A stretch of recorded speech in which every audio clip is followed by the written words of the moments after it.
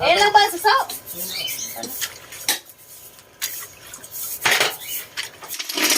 Okay na to. Gisa nito.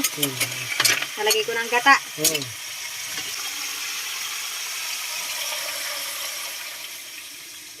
Alright. Sa'yo din na. So yun mga kapingso, ito na yung gatang suso. Ganyan pala talaga siya, naglalatik. Nakakaintindi niya ng ano, na suso. Alam may naglilihi kasi.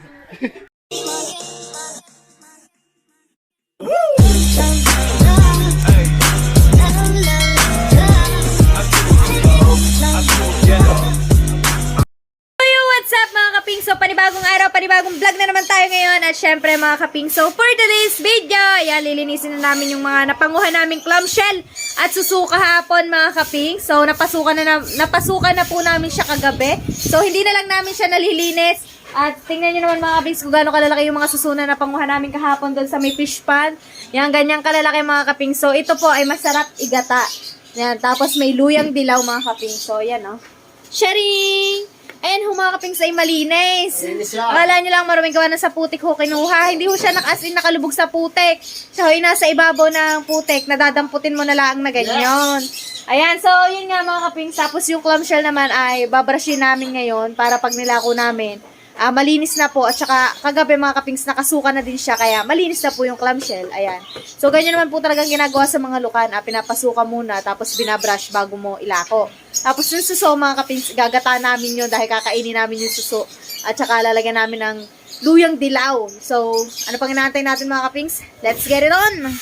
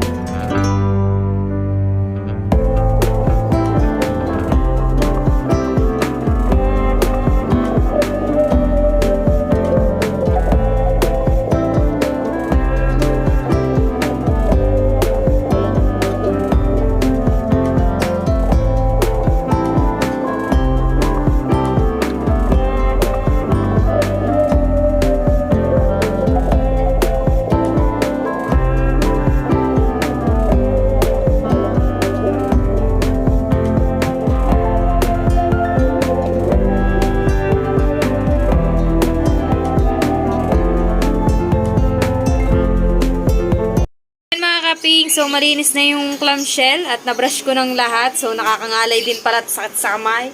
At syempre, ito yung suso natin. Ayan, malinis na din. At ayan mga kaping, so tuyo na ako. Ngayon, magluluto na tayo ng ng suso. So, magigisa muna tayo ng sibuyas bawang. So, hindi ko sure kung ganito nga talaga magluto ng suso. Pero ganito ho talaga sa probinsya. Ewan ko lang sa iba. Pero ganun ho sa amin.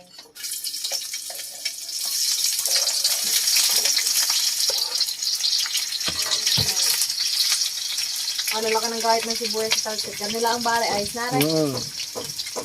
Ayun mga kaping. So, nagisa na ako ng sibuyas bawang.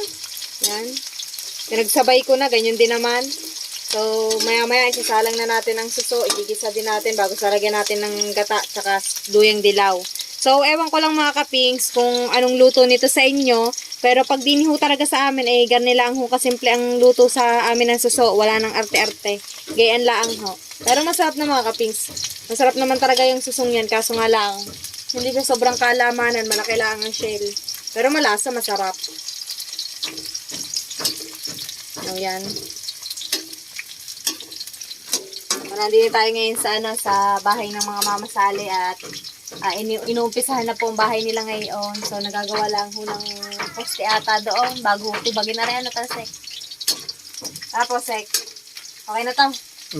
Alright. Tapos ilalagay mo naman aring suso. Lalagay na natin ang suso. Dahan-dahan lang. Pakamay. Yun na lang. Yan. Malinis naman ang kamay ko. Naginaw na ako. Hindi, dahan-dahan. Bantik bes. Alam mo yan. Hindi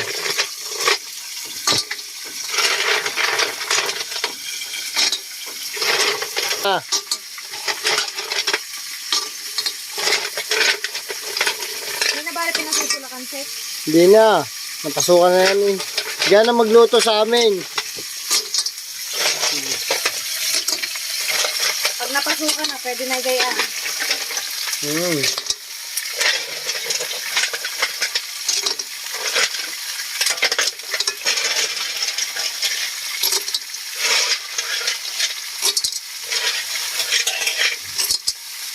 Ingay palibasa Chen.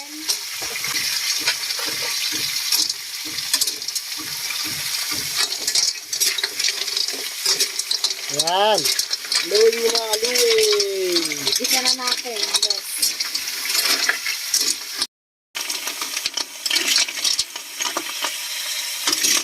Naglalabasan ng ano niya.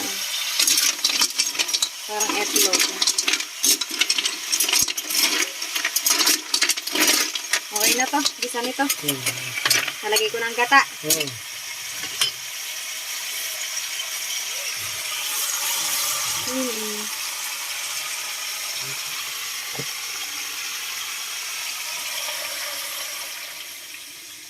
Alright. Side din natin side.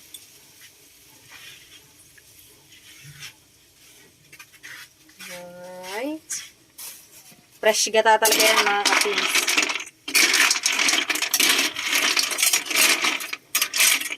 Sa huli ba talaga nilalagay yung luwing dilaw, bes?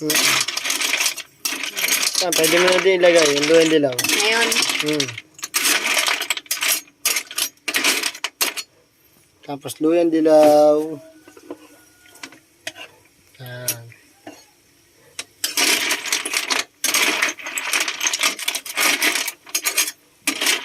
Ewan ko lang mga kaping sa inyo kung paano luto nito, pero sa amin ganito talaga.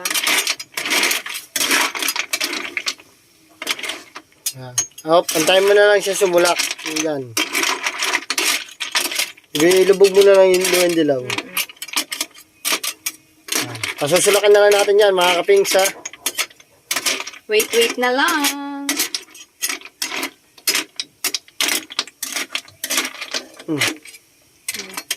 Hindi na nilalagyan ng tubig yan. Hindi na. Bilis sumulak kung mga kapings, sasulak agad.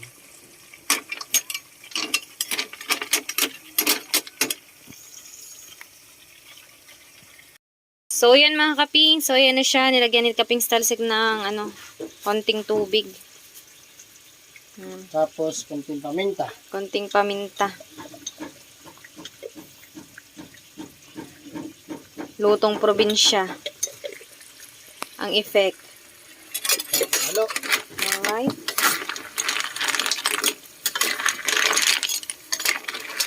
Yan.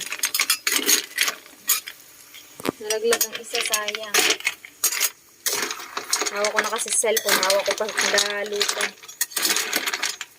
Oh, yan, sarap. Sarap sipsipin ito mga kapings. Tuwan-tuwa din yung mga mangino. Pwede ito pulutan eh. Na. Maya na uli. So, yun mga kapingso, ito na yung gatang suso. Ganyan pala talaga siya, naglalatik. Ayan.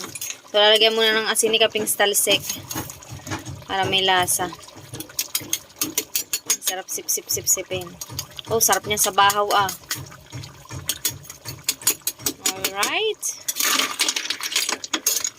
Ang bango. Naamoy ko na siya.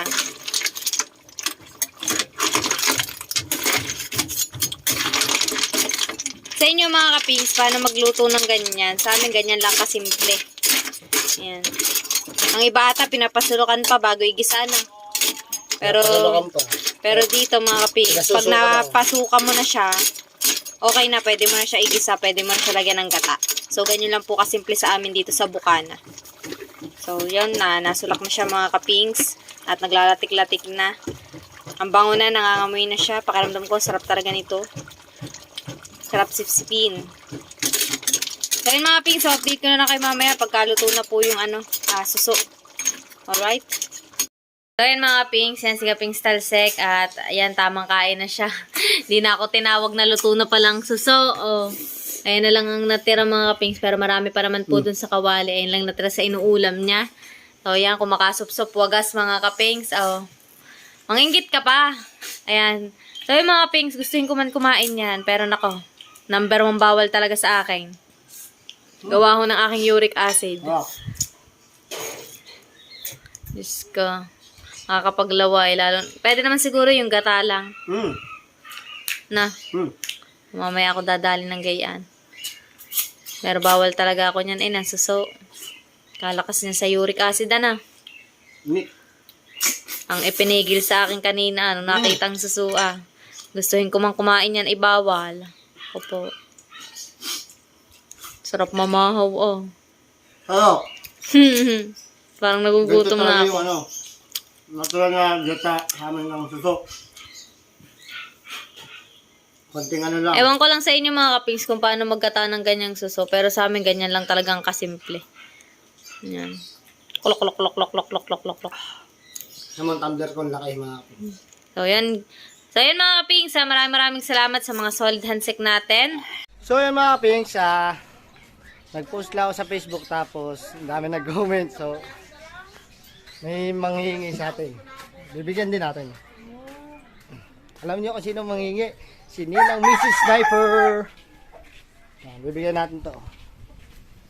Kakain din daw siya nito Yan Nasaan ang Ninang? Ninang. Sarap yan. Nakakain din niya ng ng suso. Alam may naglilihi sa suso. Ayan, shoutout nga pala kay Bing. Alright, balik na ulit tayo. Back to base. Sobrang dami ko nakain. Sobrang busog ko. Sarap talaga ng susong yun. Grabe. Alright. Ayun nga mga kaping, so yun, tamang kain lang si Talsek kung makasip-sip wagas. Ayan, so gustuin ko man kumain ng mga kapings pero bawal po talaga gawa ng uric acid ko. So yun mga kaping, so for now, yan, dahil natuyo na din naman ako, naliligo ko kanina, natuyo na ako ng garne, so magpapaalam na muna ako mga kapings. Ayan, kita-kita na lang po ulit tayo sa aming susunod na mga gagawing vlog. At syempre maraming salamat po sa ating mga solid handshake at solid sword family na lagi pong nakasuporta sa Handshake Official. Yan, huwag po sana kayo magsasawang suportahan kami sa challenge namin to. So mga kapings, so for now, hanggang dito na lang mga kapings. Kita-kita tayo sa susunod na vlog. Thank you for watching. Peace out!